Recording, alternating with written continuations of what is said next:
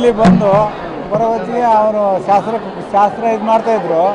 ಶಾಸ್ತ್ರ ಇದು ಮಾಡುವಾಗ ತಾಳಿ ಇದು ಮಾಡೋ ಹೊತ್ತಿಗೆ ನಾನು ಮದುವೆ ಹಾಕಲ್ಲ ಅಂತ ಅಂದ ಹುಡುಗಿ. ಆಗ ನಾವು ಈಚೆಗೆ ಬಂದು ಈಚೆಲಿದ್ದು ಅಷ್ಟೊತ್ತಿಗೆ ಅಲ್ಲಿಗೆ ಹೋಗೋದು ಹಿಂಗೆ ಆತು ಅಂದು. ಅದು ಟಿ ವಿಲಿ ನಾನು ನೋಡ್ತಲೇ ಇದ್ದೆ. ಹಿಂಗೆ ತಾಳಿ ತರಬೇಕಾದ್ರೆ ಸ್ವಲ್ಪ ಹಿಂಗೆ ಅಂದ್ಲು. ನಾನು ಪಕ್ಕದಲ್ಲಿ ಇದ್ದನಿಗೆ ಹೇಳಿದೆ, ಇದು ಯಾಕೆ ಎಡವಟ್ ಆತೈತೆ ನೋಡು ಅಂತ. ಹಂಗಂದು 3 ಸೆಕೆಂಡು ಫುಲ್ ಕತ್ತಾಳಾಡ್ಸಿದ್ದು. ಬೇಡ ಅಂತ, ಅಕ್ಕಲ್ಲ ಅಂತ. ಹಾಂ, ಹುಡುಗ ನೀಟಾಗಿ ಕೇಳಿದೆ. ಅವು ಪಾಪ ಕಣ್ಣೀರು ಹಾಕ್ಬಿಟ್ಟ. ಕೇಳಿ ಆಮೇಲೆ ಬಿಲ್ಕುಲ್ ಬೇಡ ಅಂತ ಹುಡುಗಿ ಇದು ಮಾಡಿದ್ಲು. ಆಮೇಲೆ ಇನ್ನು ಶುರು ಆಯ್ತು ಜಾಗ. ಹುಡುಗಿ ಏನೋ ಬೇರೆ ಲವ್ ಅಂತ. ಹಂಗಾಗಿ ಮತ್ತೆ ಹೇಳ್ಬೋದಾಯ್ತು. ಈಗ ಅವ್ರ ಅಪ್ಪ ಅವನು ಜೀವ ಬೆರ್ಚಿಗೆ ಸುಟ್ಟು ಹಾಕಿದ್ಲು. ಹಾಂ, ಅವ್ರ ಅಪ್ಪ ಅವನು ಈಗ ಜೀವ ಬೆರ್ಚಿಗೆ ಸುಟ್ಟು ಹಾಕಿದ್ಲು. ಈಗ ಭಾರಿ ಒಳ್ಳೆ ಹುಡುಗ ಇವನು, ಮಾಸ್ಟ್ರು. ಭಾರಿ ಒಳ್ಳೆ ಹುಡುಗ.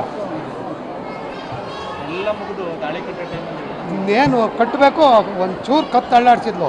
2 ಸೆಕೆಂಡು ಅಕ್ಕೆ ಎಲ್ಲ ಅಂದ್ರು. ಅವ್ರ ಮನೆಯವ್ರ ಪಾಪ ಖಾಲಿ ಬಿದ್ದು ಕೇಳ್ಕೊಂಡ್ರು. ಏನು ಮಾಡಿರೋ ಅವಳು ಒಪ್ಪಿಲ್ಲ. ಹುಡುಗಿ ಅದು ನಮಗೆ ಗೊತ್ತಿಲ್ಲ. ಓದಿರ್ಬೋದು, ಅದು ನಮಗೆ ಗೊತ್ತಿಲ್ಲ. ಹುಡುಗ ಮಾಸ್ಟ್ರು. ಈಗ ಕಿತ್ತೋಯ್ತು, ಕ್ಯಾನ್ಸಲ್ ಆಯಿತು. ಈಗೇನ ಸ್ಟೇಷನಿಗೆ ಕರ್ಕೋಯಾರ ಹುಡುಗಿಯ. ಇನ್ನೊಂದು ಈಗ ಇವರು 2 ಕಡೆನೂ ಕಚ್ಬಿಟ್ಟು ಅದೇನು ಮಾಡ್ತಾರೆ ನೋಡ್ಬೇಕು. ಎಲ್ಲ ರೆಡಿ, ಎಲ್ಲ ಫುಲ್ ರೆಡಿ ಐತಿ. ಎಲ್ಲ ವೇಸ್ಟು. ಹಾಂ, ಶಾಸ್ತ್ರ ಇನ್ನೇನೋ ಮುಂಚೆ ಸ್ವಲ್ಪ ಇದು ಮಾಡಿ ತಾಳಿ ಕಟ್ಟಿಸ್ಬೇಕು. ಅಷ್ಟೊತ್ತಿಗೆ ಕ್ಲೋಸು.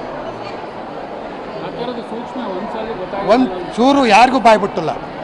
ಅದು ಗೊತ್ತೇ ಇಲ್ಲ. ತಾಳಿ ತಗೊಬಂದಾಗಲೇ ಗೊತ್ತಾಯ್ತು. ಒಂಚೂರು ಕತ್ತು ಅಳ್ಳಾಡಿಸ್ತಿದ್ದಂಗೆ ಸ್ಟಾಪ್ ಆಗಲೇ. ಹುಡುಗಿ ಬಿಲ್ಕುಲ್ ಒಪ್ಪಲಿಲ್ಲ. ಹುಡುಗಿ ಮನೆಯಾರ ಅವ್ರು ಏನು ಮಾಡ್ತಾರೆ ಪಾಪ, ಅಳ್ತಾವ್ರೆ. ಇನ್ನು ಹುಡುಗ ಮನೆಯವರು ಪಾಪ ಇನ್ನು ಇಷ್ಟು ಈಗಲೇ ಹಿಂಗಾದ್ರೆ ತಾಳಿ ಕಟ್ಟಿದ್ಮೇಲೆ ಇದ್ದರೆ ಅವ್ರ ಮನೆ ಉಳಿಯೋದ? ಒಳ್ಳೇದಾಯ್ತು. ಇದ್ರ ಬತ್ತು ಒಂದು ನಿನ್ನೆ ಮೊನ್ನೆ ಹತ್ರ ಹೋಗ್ಬಿಟ್ಟಿದ್ರೆ ಇನ್ನೂ ಒಳ್ಳೇದಾಗೋದು. ಅವ್ರಿಗೂ ತೊಂದರೆ ಆಗ್ತಿರ್ಲಿಲ್ಲ, ಇವ್ರಿಗೂ ತೊಂದರೆ ಆಗ್ತಿರ್ಲಿಲ್ಲ. ಹರೀಶ್ ಅಂತ.